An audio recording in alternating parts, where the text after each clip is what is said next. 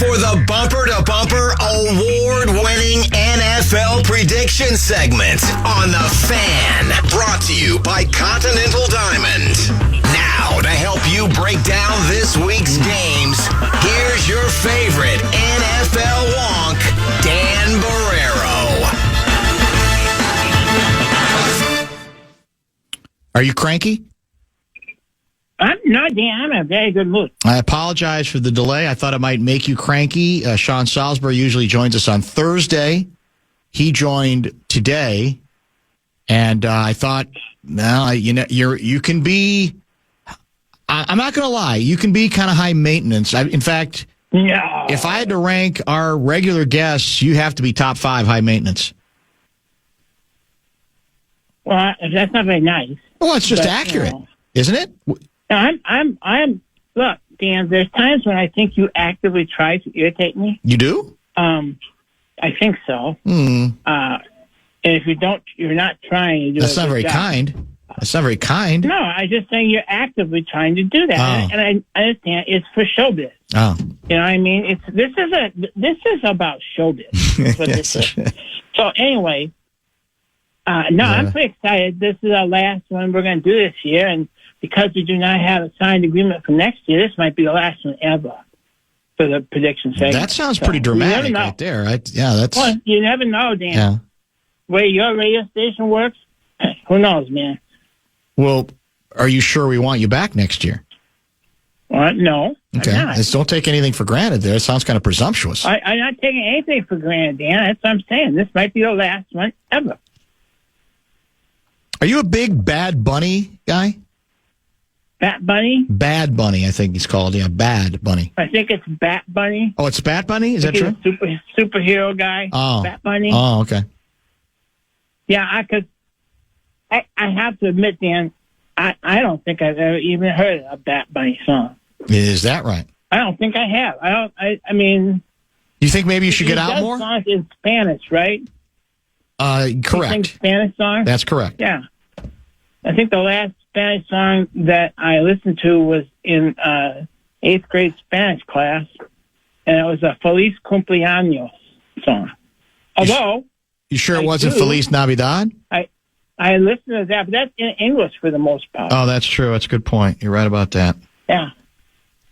Well, no, Dan, I'm not a big Bat Bunny person. To be honest, it's going to be a big day at the Wisconsin Interactive Ice Bowl exhibit, bed and breakfast and lunch. Because after we take the people, first of all, we're having another of our murder mysteries that we started last week. It was very successful. And we're doing that on tonight and tomorrow night. And then we're going to ship everybody out. We're going to do kind of an early lunch. And we got a Super Bowl party. Yeah. Sunday. That sounds very compelling. No, the murder mysteries went very well, except for the first one. We said the victim was Caleb Williams, and people really didn't care who did it as long as someone did. That's not very nice. So that was it's not real. I know, but nevertheless, it's just not real. Yeah, it's just a game. It's just for fun. Okay. Why do you always have to ruin people's fun? Well, yeah, it just seems like that's, there's ways to have fun, I think, without, throwing murder in there. Murder mysteries are fun, Dan. Well, they are, yeah. You watch that show on TV called The Traitors? I've heard it's quite good, but I haven't watched it. Yeah, I watched that show. That's very good. Except for the fact there's too many Desperate Housewives on there. So, anyway, the Super Bowl party, and by the way, we were given a letter, said that we were not allowed to advertise it as a Super Bowl party. Big game party? Yeah. That's what they want us to say. Mm-hmm. I'm saying Super Bowl. If Goodell wants to start something, he knows where we are. Goodell wants to come on up. If you want to collect some money from me because I'm saying Super Bowl, I think I can collect something from you. Goodell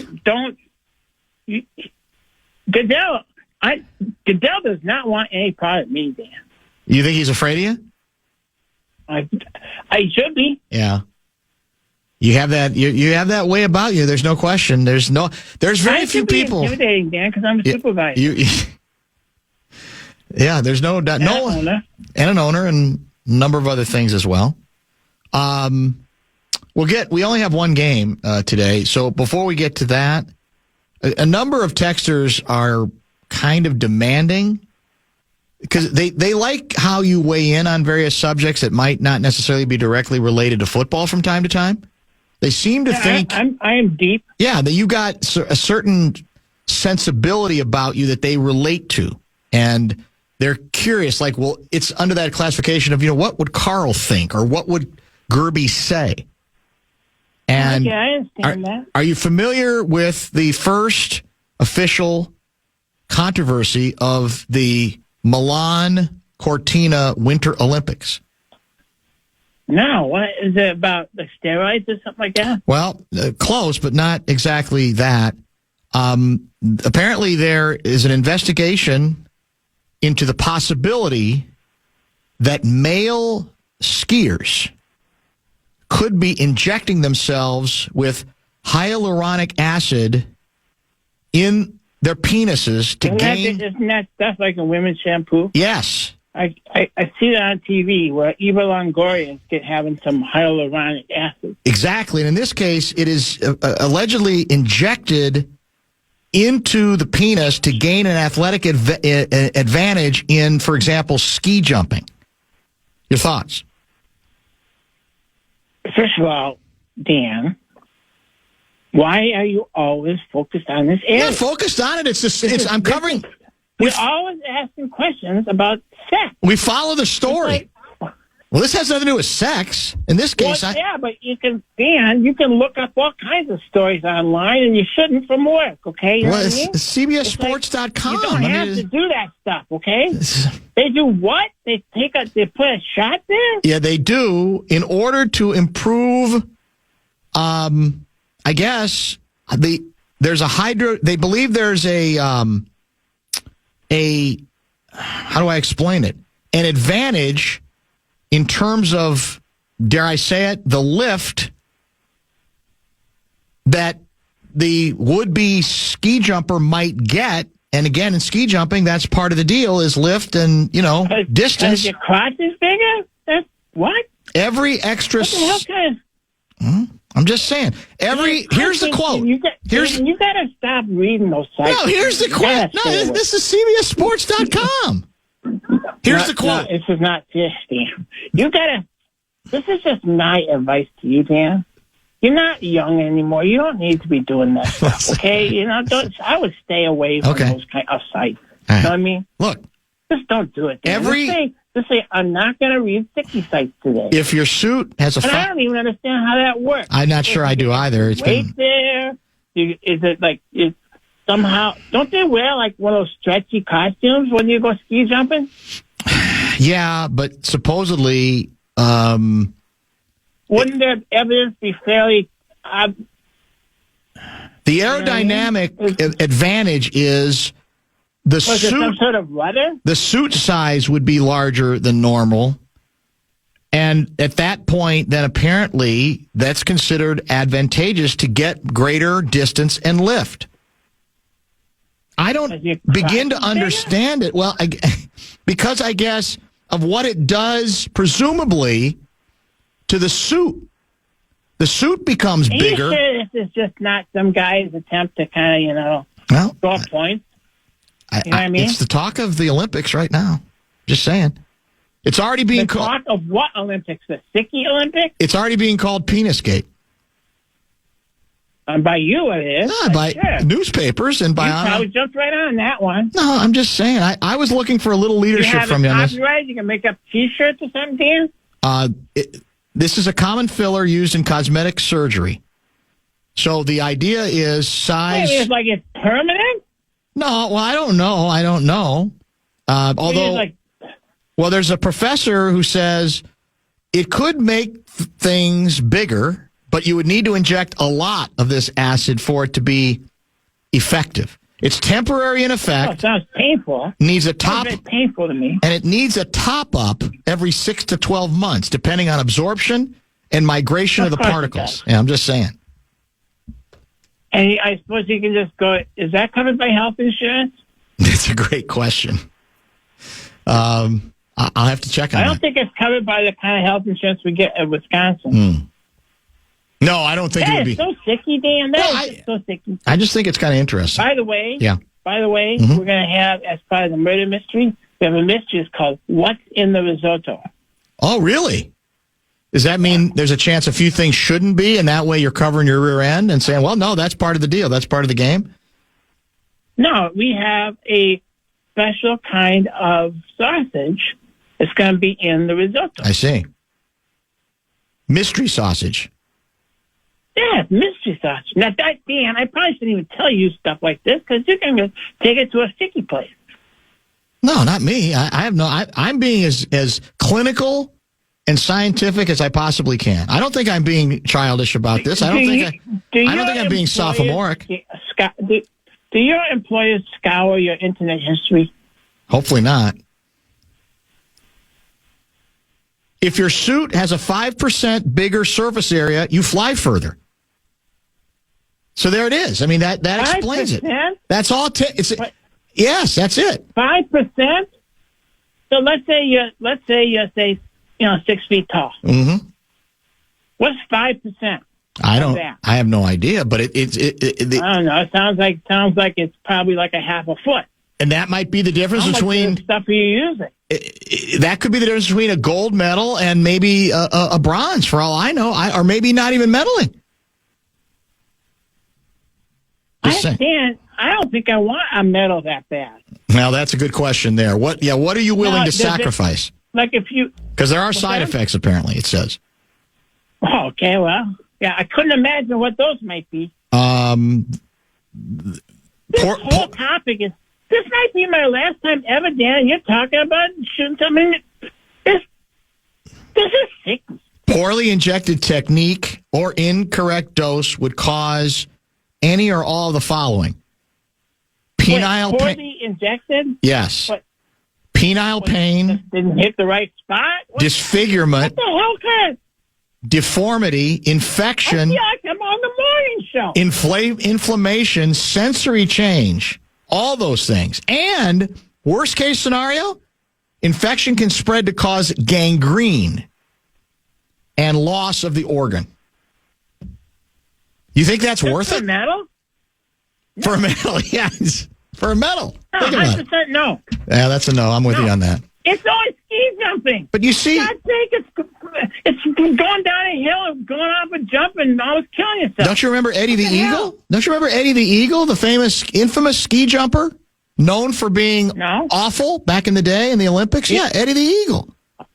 I really, Dan, have not, I know this might be hard for you to believe, have not spent a lot of time on ski jumping. I really haven't. By the way, you just go down the hill and go flying off the edge, and somehow that's like a big deal. You made a note about the mystery sausage and the murder mysteries more generally. Somebody's at 612 guy asks, will Dan Devine's dog be part of any of the murder mysteries? Good idea. Yeah, I bet you it would for you. That's not bad. I might have to have our writer, because you could tell the story. Yeah, I mean, you know the story. You were involved in the story. No, I don't. No, I don't know anything about it. Can't prove it. No. 100% can't prove it, plus statute of limitations. Alleged and that's what you're counting on, both of those things, keeping you in the clear, aren't you? You know, there were not a lot of webcams back then, or ring cams. No, that's true. Think about that. That's, Imagine if there had been. Would you be in prison right now? No. Oh. I don't think that's a felony. No, you're right. If you were, it'd be a slap on the wrist and you'd be out by now. That's true. Yeah, and besides, why would anyone think it was me that did that? You don't want me answering that question. I have other brothers, Dan. Yeah, well, well, it's all in the family. Here are the picks going into the final game here for the postseason. Gerby, you were 0-2 last week. You're at 4-8. Yeah, I have not been very good in the postseason. Gerdsey was because I'm not that interested. Once your team's out. Gerdsey 0-2, 5-7. I was 2-0, and I am at 7-5. So I can't lose, right? I'm clinched. That's the beauty of it. That's great, Dan. That's congratulations to you. Yeah, I figured you'd Let's get Dan a T-shirt, something. That has so champion of the playoffs, even though it's only a couple weeks long. It's very patronizing. We're going with 4.5. Seattle favored by 4.5 over the Bill Belichick-less New England Patriots. Let's start with Brett Blakemore filling in for Guardsy. What do you got, Blakemore? Senior producer, Brett Blakemore. That's true. Thank you. And by the way, I want you back, Gerby, if that changes anything for next year. I think really just doesn't. Straight up, no, it really doesn't. I think straight up, I think it's Seahawks and it's pretty easy, but once you put in the 4.5 points, I think it's a little tougher, but I still lean Seahawks to probably barely cover towards the end. So give me Seattle. Gerby? That's why he's a senior producer. He is? You think Jordan could come up with that kind of nuance? No, not that kind. No chance. No, come on. Maybe on college basketball. He's right. Seattle's going to win the game. Just the question is by how much. It's 4.5. Suddenly that takes what it takes. That's like a lot of 4-point swings. That makes sense. But 4.5 is all of a sudden, you got to win by more than. That's tougher. But I think they're gonna, and I'll tell you why. I think both defenses are very, very good. Both teams are going to have a hard time running the ball. And I think that now that Sam Darnold is on a competent team, that he's probably going to win the game. And the other guy's kind of like still almost a rookie. Yeah. So I think in this case, that's what's going to happen. And I think that Bad Bunny will do a wonderful job at the Super Bowl halftime show. Will it be better than the Prince halftime show, though? Yeah, I didn't watch that. You said you've told us before you think it's overrated. Well, yeah. Look, I get for you guys in Minnesota, it's important for you to think that you're good at something. So patronizing. But let's be honest, he's not alive anymore. So, well, yeah. No one get over it. Well, what is that supposed to mean? That's not very gracious. I apologize, but it's true. Doesn't sound very sincere. This one's easy. I think Seattle is going to destroy the Patriots. I do. I don't even think it's going to be close. I got to be honest. I still don't trust New England offensively at all. I think Seattle is going to beat up the young quarterback. They've gotten away with him not having to do a lot for various reasons. And after a great regular season, there's no denying what a great regular season he had. I don't even think this is going to be, I'm not going to say by 40 or anything like that, but I think Seattle will have no difficulty covering. I think they're going to win by double digits. I don't even think this is going to be close. Will you watch anyway, Gerby, or not? Oh, well, we're doing one of those contests as part of the Super Bowl party where you have this prediction board, like will they score in the fourth quarter, or will Bad Bunny sing whatever songs he said, or what color will the Gatorade be, and all those things. So you have kind of a prediction board, valuable prizes. We're going to have valuable prizes. And it's a Super Bowl party, Goodell, so come get me. Somebody did ask an interesting question of you. This is a good hypothetical. I know you love hypotheticals. Would Gerby consider such an injection if it meant another Packers Super Bowl?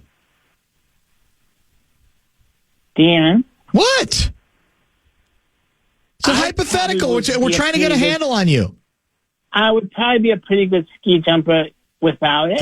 Of course you would. And I would just say we've already won 4 of them. Yeah, you're right. So, and I've got to watch, I was pretty young before on that, like the early ones. But I was old enough on the last few. We've won it. So it's not like it's not, and we're going to win it next year. And probably for a couple of years after that. So, no, I would not. No. But I understand why people in Minnesota would probably want to do that because, let me just ask one question as I sign off. Mm-hmm. How many Super Bowls have you won? Well, I was about to ask you. That's the end of the Gerby segment for today and for the 2025/26 post-season. Will he be back next year? Will we want him back next year? Those are all, I think, very legitimate questions. We've got Ben Goessling coming up at the bottom of the hour. We have Lavelle scheduled for 5:30 tonight. Looks like they're doing the torch walk, shall we say, the Olympic torch walk. Looks like a beautiful backdrop there. Looks like a really very nicely choreographed. Looks like a pretty scene to me. But I'm sure we'll get the reviews in on who had the best uniform, or not uniforms, I guess, jackets, basically, costumes, whatever you want to say, for the opening ceremonies, Winter Olympics, Milan Cortina. We expect to get Russo Radio, who's covering largely women's hockey. We're going to get to Bill Guerin from there as well over a period of time. More locally, for the moment, we will monitor the Wolves' introduction of the newest members of the team. In addition, I think both Tim Conley and Finchie are going to speak. The bad news for Wolves fans excited about Ayo coming to town is he is not going to be available. The new players are not available for tonight. They're still, I don't know if it's physicals, I don't know if it's paperwork, but they will not be available for tonight's game, so we have to put that off just a little bit. Bottom of the hour pause. We'll prepare to chat with our guy, Ben Goessling. That's next here in the Fan. Never miss your chance to know what the latest sports news is in town, chances to win tickets, or just knowing what's going on with your favorite KFAN shows. You can follow KFAN 1003 on all of our social channels like Instagram, TikTok, and X.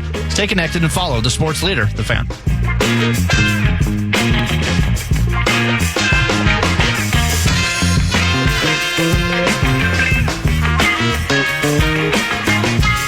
Yeah, the temperature's better, but the winds are like 56 miles per hour. I don't know what the wind chill is. It doesn't really feel that much more comfortable than when it was like 10 degrees above zero. Not that any of this matters to our next guest, because he will run mile upon mile, no matter the conditions. Wind, rain, sleet, snow, snowami. Is it true there are no weather conditions that limit your whatever your workout regimen you're in at a given time in your calendar, Ben Goessling? You're still capable of being outside?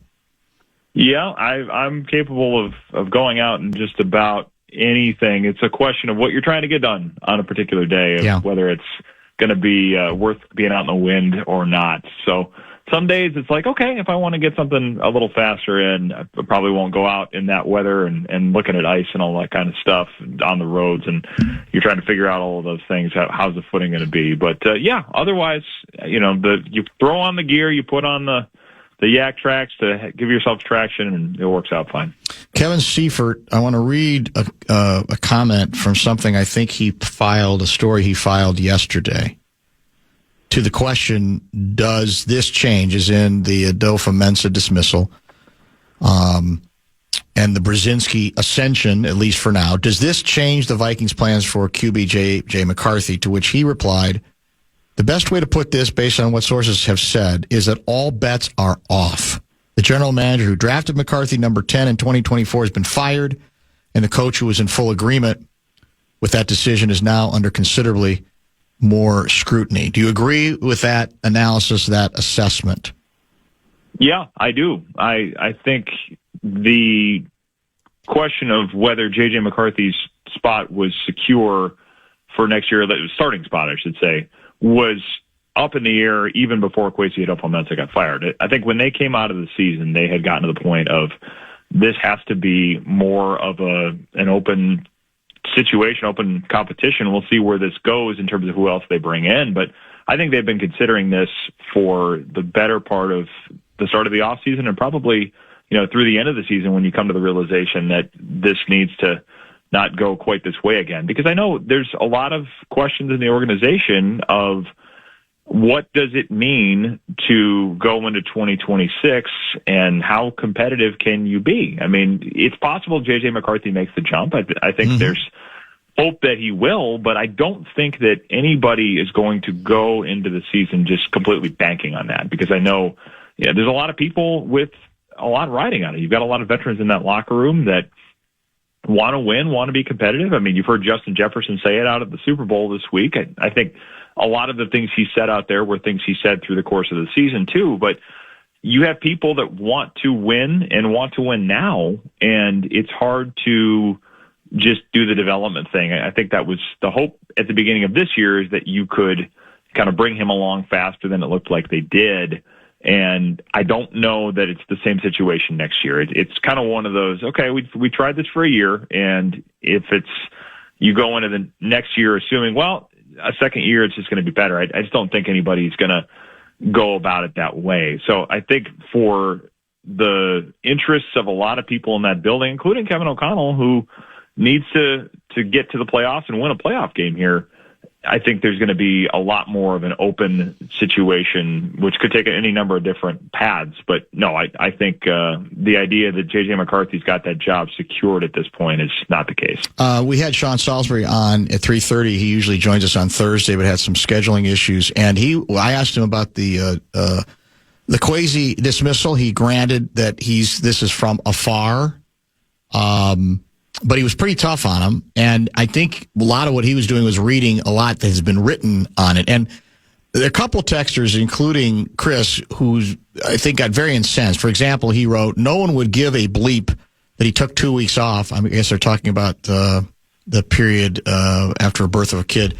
If he took two weeks off, if they won some games, or if Darnold doesn't put mud on their face. I want to speak to that, what that sentiment indicates, because I think that's the nature of any of these moves. If what tends to happen, an executive or a coach shows some vulnerability because either the team's not doing that well, or perhaps the team is not drafting that well, and they reach a point where, okay, are we going to make a change? Well, maybe we are going to make a change, and then what happens invariably is guys like you trying to cover the story. You're in a position where you're doing a post-mortem on, all right, well, how did we get here?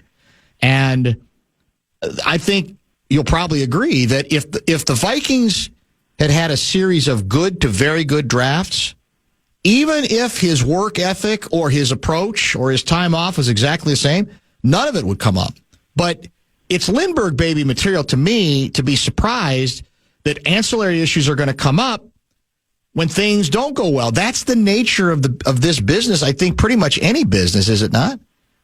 Yeah, I think so. And I think that the paternity leave stuff has been a big talker through the course of this. It has not been in my particular story, because some of it I just don't think is as big of a deal as it's come out to be. But the reason it becomes an issue, like you say, is when it's after the fact and, hey, what are the issues that people have heard about? Yep. And a lot of us had heard that happened. But the thing I would say to that is, and you're kind of getting to this point, I think, is that if they had won and this had happened, they would have been hailed for being a more forward-thinking organization. Yes. We're giving people time to have some work-life balance. We're kind of breaking the mold of the coaches that sleep in their office, or the executives that, have a Murphy bed. I remember that happening. I think Mike Zimmer had a Murphy bed in his old office at Winter Park, if I recall correctly. Yes. But I think a lot of those molds get broken if this works, and then they become kind of this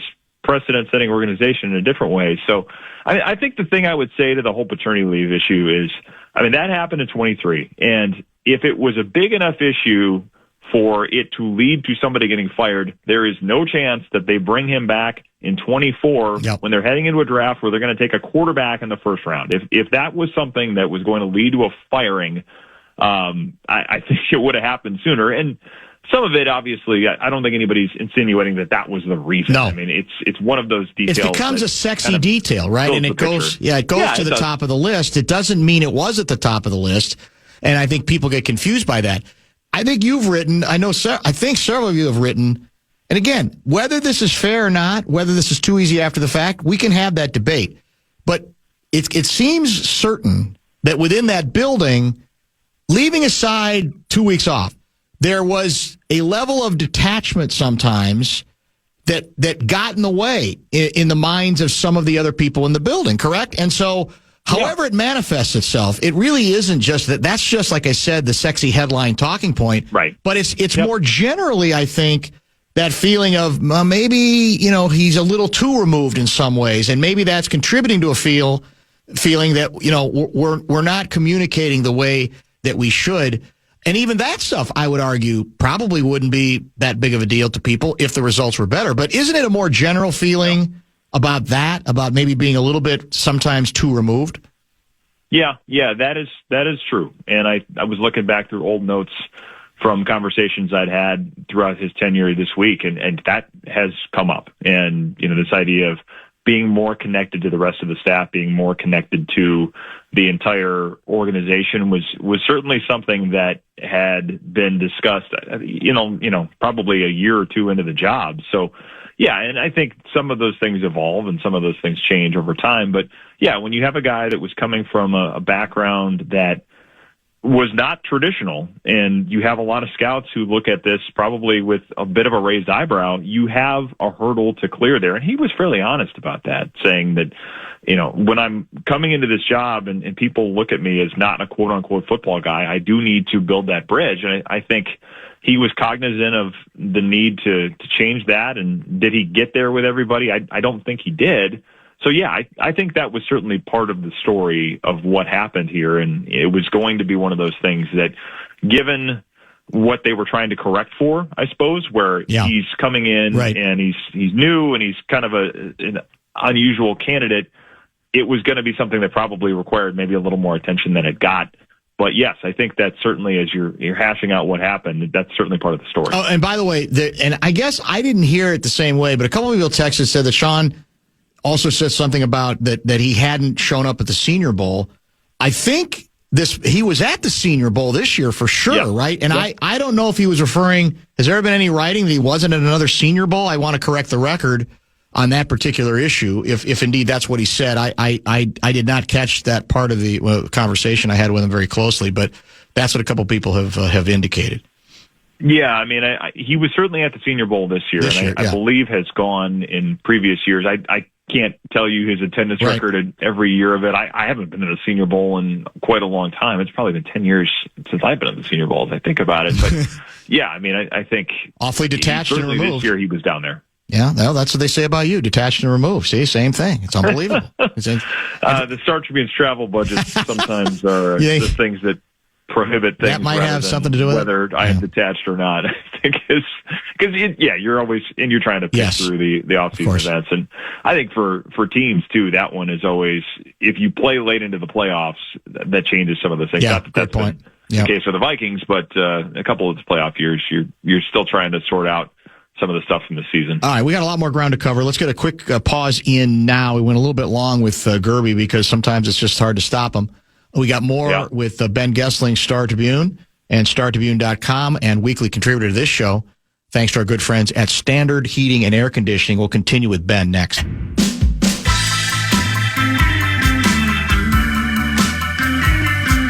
Part two with Ben Goessling now. As I mentioned, top five yet to come, and Lavelle will join at 5:30. We'll have some winter. I'm looking for some Winter Olympic nuggets in the top 5 at 5, so be warned.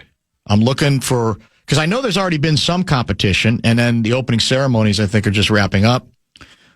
So let me know on all that. Make that a part of whatever we do, even if it comes at the expense of Fallness's team.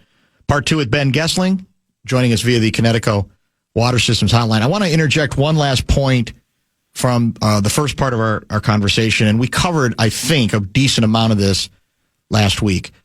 In discussing the Kwesi bit, I am firmly of the opinion that I don't want this to be Kwesi is responsible for everything that goes wrong. We talked about how easy that becomes when that's the guy who's dismissed, and that especially at the quarterback position, it's too easy for me. It's way too easy just to say, well, Kwesi didn't get Jones back. He was in charge of that, didn't get it done, and it just, nothing seemed to work there.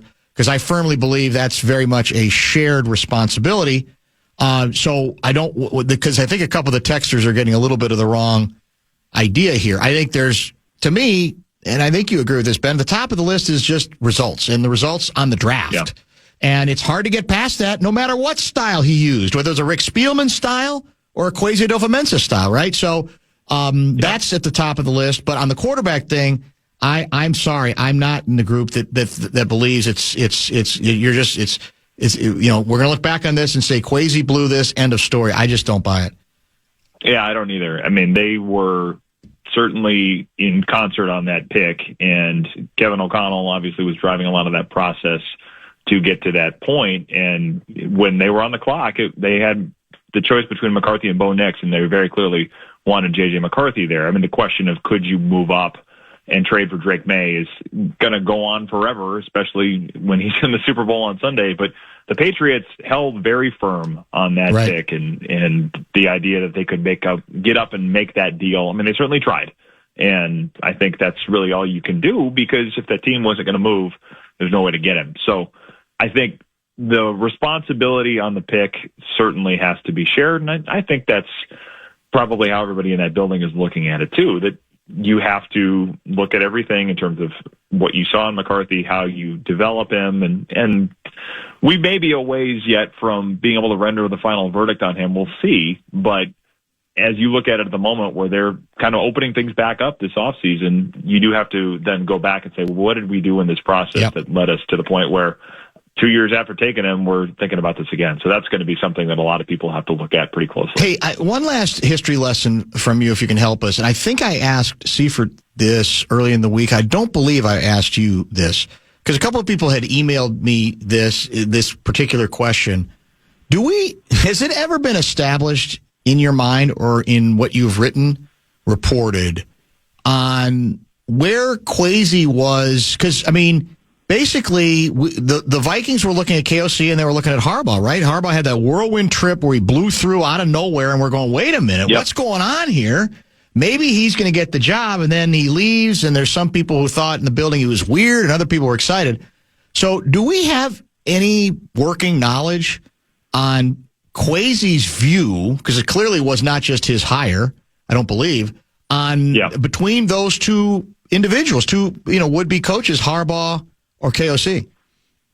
Well, from what I remember, I mean, Harbaugh came in, and some of it was they had a pretty standardized interview process that they wanted to go through the same things with everybody, whether you were a guy that had almost won a Super Bowl or whether you were a guy that was a first-time head coaching candidate. And Harbaugh, I think, he went through that process during the second part of it. As they got further into it, it was like, okay, this isn't really working. This isn't somebody who is kind of clicking with the people that would be involved in making this decision, Kwesi included. And from everything I've heard, when he went out to California to talk with O'Connell, there was a lot of things where the two of them, at least in the interview, clicked and felt like they were seeing things the same way in a lot of cases. And I think that's, over time working together, they had some of those things, and there were some things where they differed. But I know the interview process with Harbaugh was, one of the points on it was that they didn't really bend it and say, well, okay,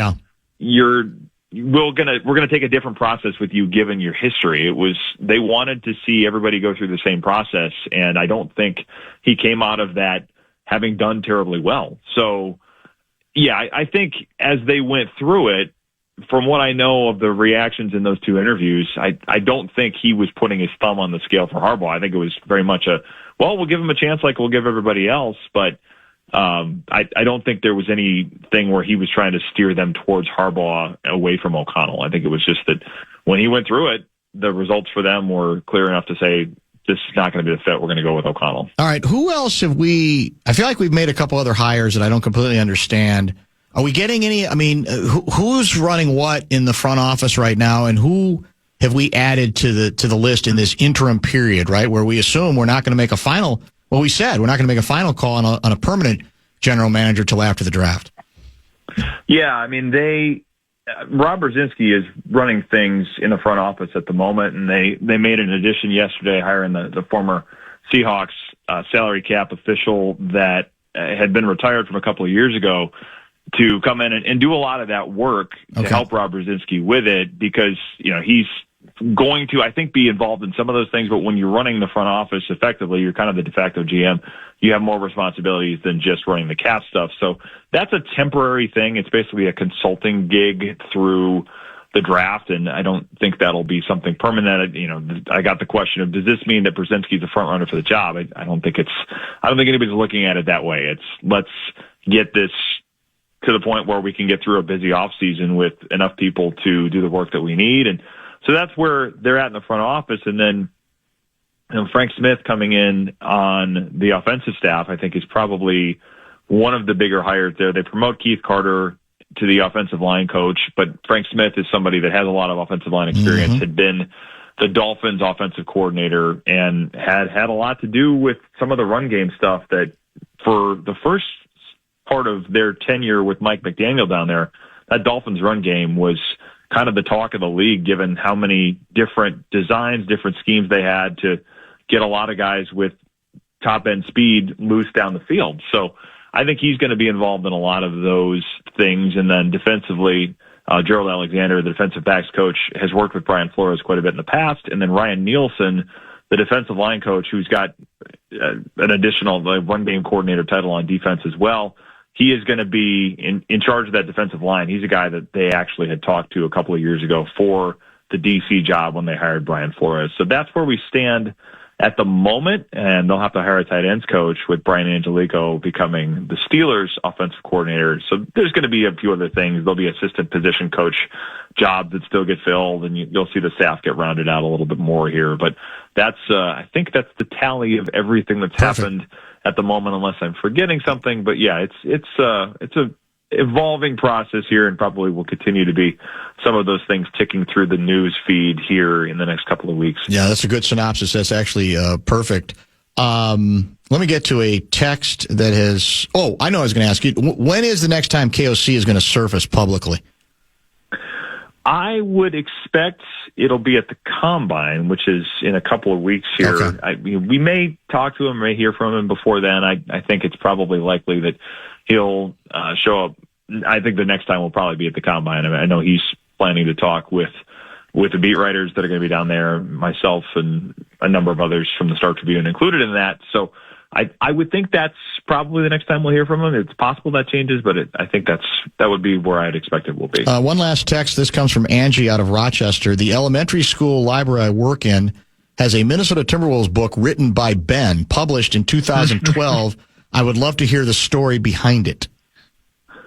Yeah, so that is, it's like written for fourth graders. It was, I think, I did a book I was covering the Nationals at the time, and I did a book, kind of the history of the Washington Nationals to that point, and that book probably needs a second edition because they got really good as soon as I left that beat. They started winning all the time, so all of that stuff is not in there. But I did that, and then they asked me, I think, hey, do you want to do another one on the Timberwolves, knowing I was from Minnesota? Sure. I think it was a company in Minnesota that did that. I want to say it was maybe even one of our copy editors at the Star Tribune that got me connected with that. So I did that one, and those are my only two published books. It was a couple of books you'll find in elementary school libraries. I haven't done anything more riveting than that, but it's ain't nothing wrong with that, man. Educating the next generation is a good thing too. There are worse things, and you could argue that for some of us, maybe fourth grade level will resonate with folks. So that's what the newspaper's supposed to be written at. I think is a fourth grade level. I probably have editors that say, "Hey,